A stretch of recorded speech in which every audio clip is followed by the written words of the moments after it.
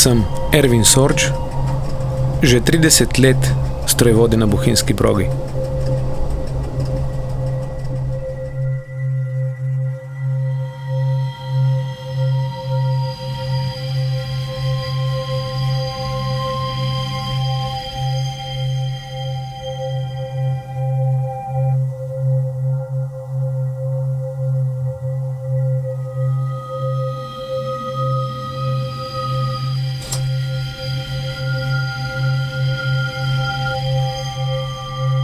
Ta proga mi je najlepša zaradi tega, ker je to proga z dušo, pa ne se to sliši še tako čudno za tehnični objekt. Ampak vsi ti mostovi, vsi ti predori so zgrajeni tako rekoč ročno, z izjemnim posluhom za kvaliteto gradnje in nenazadnje tudi estetiko, ki se tako lepo staplja v krajino.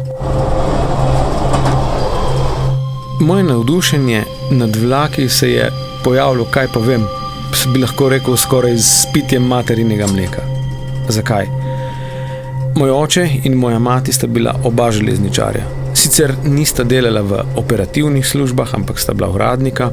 Tudi moj stric je bil železničar in moj praded je odstopil del zemljišča, po katerem teče današnja bohinjska proga. Tako da bi lahko rekel, da imam železnico skoraj v genih.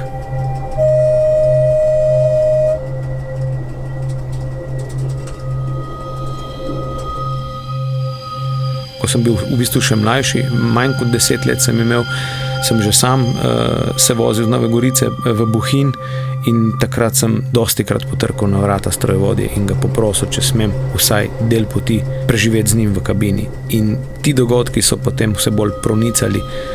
Ta narava, ki sem jo lahko opazoval, to delo zanimivo, se je vse bolj usedalo v mojo odločitev in tako je odločitev postajala potem vse bolj resničnost.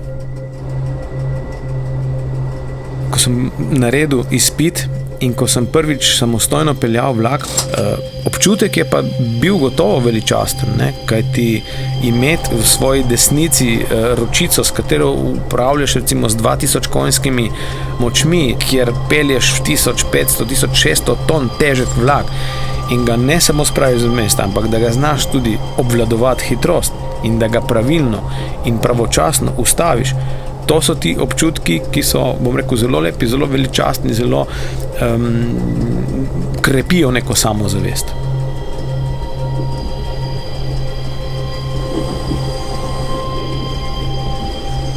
Strojevodski poklic je zelo odgovoren poklic. Ne gre zdaj za to, da bi ga hotel posebej izpostavljati, ampak če pogledamo, recimo, danes je veliko poklicev vezanih na računalnik, na tipkovnico. In tam imamo tipko delete ali pa escape in popravimo napako. Temeljna razlika med poklicem strojevodij in morda tudi drugimi poklici, ki so manj izpostavljeni odgovornosti, je ravno v tem, da pri nas delita, escapea ne moreš več pritisniti, ko si morda storil napako.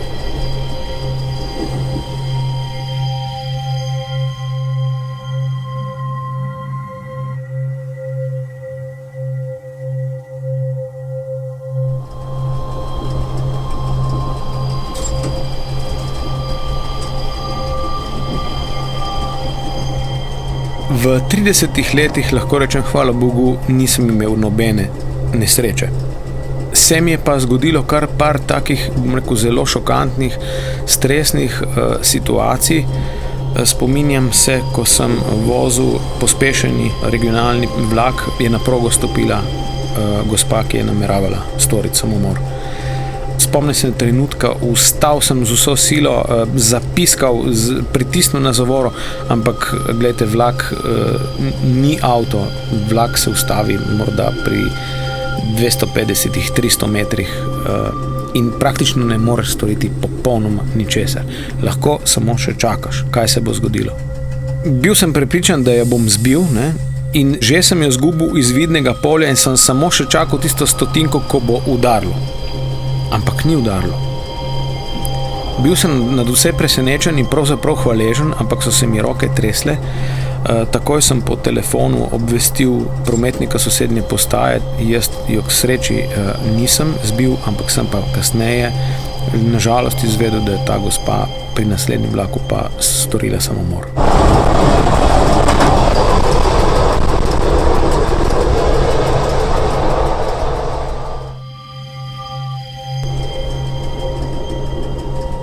Naslednji tak primer, ki mi bo tudi zavedno ostal v spominu, ki se je tudi kljub nesreči srečno končal, je bil pa, ko mi je na progo padla za več kot kubik velika skala. In to skalo sem sicer jaz zagledal, uspel zmanjšati hitrost in potem sem samo treščil noter in spet te minute, te sekunde, kaj se dogaja, ko to hrešči, zavpil sem na hodnik potnikom, držite se, ne? In k sreči se potem po tem silnem trušču in ropotu vsa stvar vlak ustavil na tirih, nismo se prevrnili, ne, kar je najbolj pomembno, in vse se je srečno končalo. Ko se mlad fant odloča za poklic strojevodje, se mora zavedati, da se odloča za zelo lep, ampak tudi izjemno odgovoren poklic.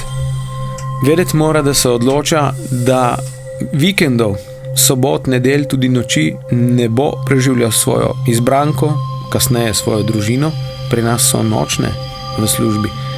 In tega se je pač potrebno zavedati, da ta služba zahteva kar precejšnjo stopnjo prilagajanja, ampak tak je pač ta kruh, ne. Kruh železničarjev nikoli ni bil prav preveč bel, ne.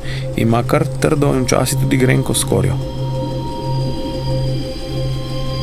Moji prijatelji in moja družina lahko rečem, da imajo spoštljiv odnos do mojega poklica, do mene, kar pa ne pomeni, da ne pade tudi kakšna šala na račun nas železničarjev, to je gotovo. Seveda se tudi jaz z velikim veseljem nasmejem, ne, in včasih jim navržem sploh v kakšni ženski družbi in jih vprašam, kateri čar je najlepši čar, in običajno ne vejo in rečem železničar, ne, in kot kakšno hudomušno pripombo potem na smeh obrnemo, ne.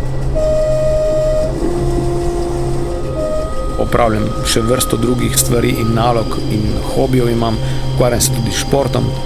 No, med temi hobiji je knjiga Skrivnosti bohinjskega predora, ki sem jo napisal in posvetil 100. obletnici gradnje proge in pa seveda predoru, kajti bohinjski predor je najdaljši predor na slovenskem, tako cestnem kot železniškem omrežju, ima pa toliko svojevrstnih specifik, da sem mu pravzaprav namenil knjigo, pa ne le njemu kot objektu, ampak tudi ljudem, ki so ga načrtovali, gradili in pa potem tudi kasneje vzdrževali vse do današnjih dni in bodo to počeli tudi v bodočnosti. Torej, po teh letih me to delo še vedno osrečuje. Moram pa reči, da ne opravljam več samo dela strojevodje, ampak sem tudi nadzornik vleke. To se pravi, da kombiniram in vožnjo in pa tudi delo v pisarni za računalnikom. Je pa vsakič, ko grem spet na vožnjo, neko novo doživetje, novo veselje, tako da še vedno vztrajam.